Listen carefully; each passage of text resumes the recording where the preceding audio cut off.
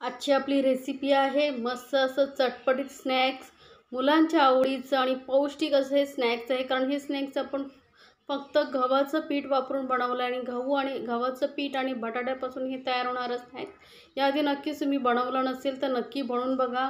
बाहेरून एकदम क्रिस्पी आणि आतून एकदम चीजी असं हे स्नॅक्स आहे.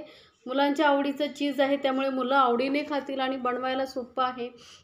काही पार्टी वगैरे असेल किंवा टिफिनमधून द्यायचं असेल तर हे स्नॅक्स एकदा नक्की बनवून बघा. तर यासाठी आपल्याला लागणार आहे हे बटाटे. तिथे मी 2 मोठ्या साईजचे बटाटे घेतलेले आहेत, उकडून त्याची सालं काढून घेतलेली आहेत. आता हे आपल्याला कुस्करून घ्यायचं आहे, तर मी हाताने कुस्करून घेते. व्यवस्थित कुस्करून घ्यायचं आहे. त्यानंतर यामध्ये आपण घालू ना चवीनुसार मीठ. मीठ किती ते तुम्ही तुमच्या आवडीनुसार कमी जास्त करू शकता. अर्धा चमचा इथे लाल मिरची पावडर घातला आहे, त्यामुळे कलर खूप छान येणार आहे.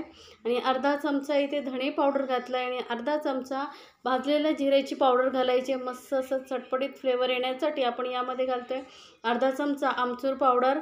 मसाले तुम्ही तुमच्या आवडीनुसार कमी जास्त करू शकता किंवा तुम्हाला जे मसाले यामध्ये अजून ॲड करायचे आहेत तेही करू शकता, पण एवढे मसाले बस होतात. तर आता हे मसाले व्यवस्थित आपण मिक्स करून घेणार आहोत. बघा कलर किती छान आलेला आहे.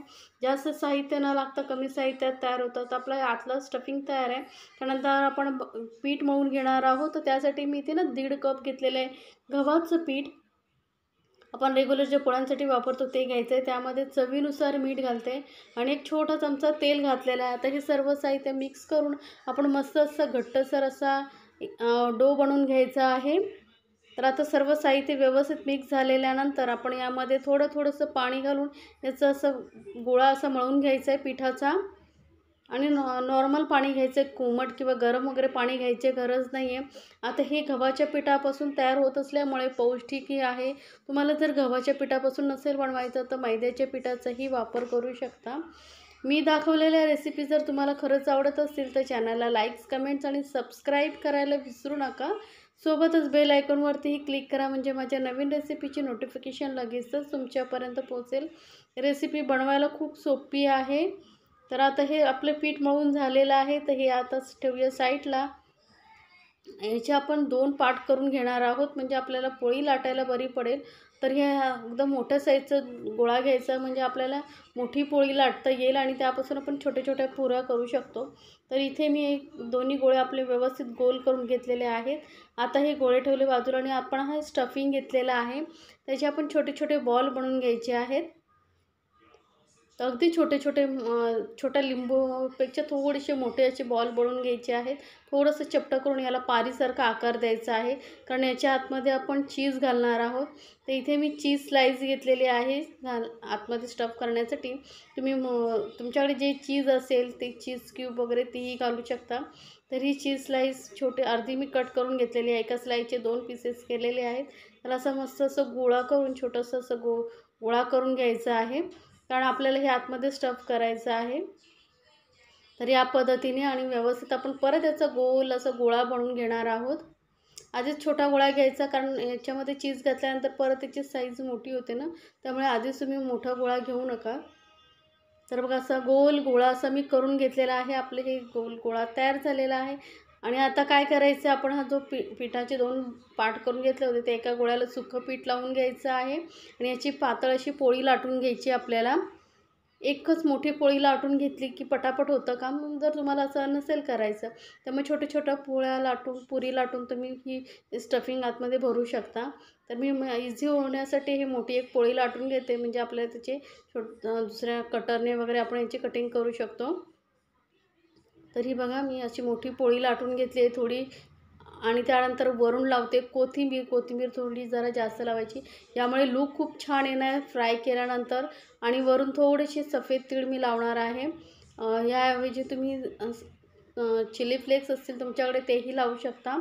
तर ही सफेद तीळ आणि मी कोथिंबीरच लावते. आता याला आपण थोडंसं असं परत लाटून घेणार आहोत, म्हणजे कोथिंबीर आणि सफेद तीळ व्यवस्थित पोळीला चिटकून राहतील. तर जेव्हा आपण फ्राय करू तेव्हा निघून येतील, म्हणून हे थोडं असं हलकंसं आता आपण परत पोळी पातळ करून घेणार आहोत, लाटून घ्यायची आहे. म्हणजे काय होणार आहे, एकसाथ दोन्ही कामं होतील. पोळीही व्यवस्थित लाटली जाईल आणि कोथिंबीरही चिटकून जाईल. त्यानंतर जरा मोठ्या साईजचा असा मी डबा घेतलेला आहे, त्याने याचे शेप पोळ्या करून घेते छोट्या. म्हणजे आपल्याला आतमध्ये स्टफिंग भरायला बरं सोपं पडेल. तर आता ही पोळी बघा आपण कट करून घेतलेली आहे. त्याच्या आत उलटी करून घ्यायची आणि आतल्या साईडला जिथे आपण कोथिंबीर लावली आहे ती साईड बाहेर ठेवायची आणि प्लेन बाजू असेल ती आतमध्ये घेऊन आपण याला गोल असं मोदकाचा शेप कसा देतो तसा करून घ्यायचं. पारी एकत्र करून घ्यायची आहे आणि गोल करून आपण याला हे पॅक करून घ्यायचं आहे. म्हणजे जेव्हा आपण फ्राय करू तेव्हा बाहेर स्टफिंग नाही आलं पाहिजे. आणि याला गोल असा आकार द्यायचा आपल्याला, जसं बटाट्याचा वडा असतो तसा. तर हे गोल आपण असं बनवून घेऊया सर्व. बघा किती छान दिसत आहेत असे हे बॉल मी बनवून घेतलेले आहेत.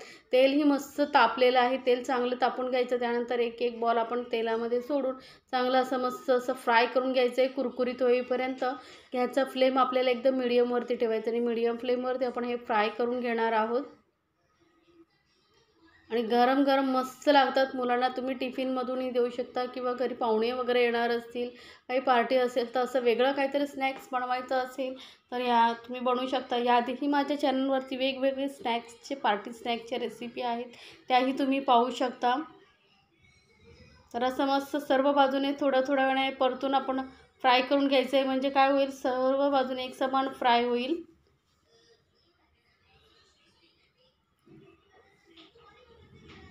खूपच चविष्ट लागतं. आतमध्ये चीज असल्यामुळे मुलंही खूप आवडीने खातील. मुलांना टिफिनमधून नेहमी काय द्यायचं असं प्रश्न पडत असेल तर तुम्ही हे स्नॅक्स बनवून देऊ शकता. मुलंही खूप आवडीने खातील. आणि कमी साहित्य लागतं. मसाल्यांमध्येही आपण घरामध्ये जे वापरतो तेच मसाल्यांचा वापर केलेला आहे. त्यामुळे एक्स्ट्रा काही न घालता खूपच कुरकुरीत आणि चविष्ट असं हे स्नॅक्स लागतं. आणि जर रेसिपी खरंच आवडत असेल तर तुमच्या फ्रेंड सर्कलमध्येही शेअर करा, म्हणजे त्यांनाही या रेसिपीचा आनंद घेता येईल. किंवा तुम्ही फ्राय नसेल करायचं असेल तर शॅलो फ्रायही करू शकता किंवा आप्पे पात्र असं त्याच्यामध्येही तुम्ही हे भाजून घेऊ शकता. तर मस्त कलर बघा किती छान आला आहे. एकदम क्रिस्पी असं हे स्नॅक्स आपलं तयार झालेलं आहे. असा कलर येईपर्यंत मिडियम टू लो फ्लेमवरती फ्राय करून घ्यायचं आहे. तर हे आपलं मस्त असं स्नॅक्स तयार झालं आहे. तीळ लावल्यामुळे किती लूक छान आला आहे बघा. जसं दिसायला सुंदर आहे तेवढंच चवीला एकदम अप्रतिम हे स्नॅक्स आहे. तर एकदा नक्की बनवा आणि मला कमेंट्समध्ये जरूर सांगा तुम्हाला ही रेसिपी कशी वाटली. आणि अशाच छान रेसिपी चॅनलवरती येतात, त्यामुळे नोटिफिकेशनसाठी बेल आयकॉनवरती क्लिक करा, म्हणजे नोटिफिकेशन लगेचच तुमच्यापर्यंत पोहोचेल आणि तुम्हीही अशा छान रेसिपीचा आनंद घेऊ शकता. आणि तुम्हाला कुठली रेसिपी पाहायला आवडेल ना, तेही मला कमेंट्समध्ये सांगा, मी नक्की बनवून दाखवेन. तर बघा मस्त असं बाहेरून क्रिस्पी आणि आतून एकदम चीजी असं हे स्नॅक्स आपलं तयार झालेलं आहे.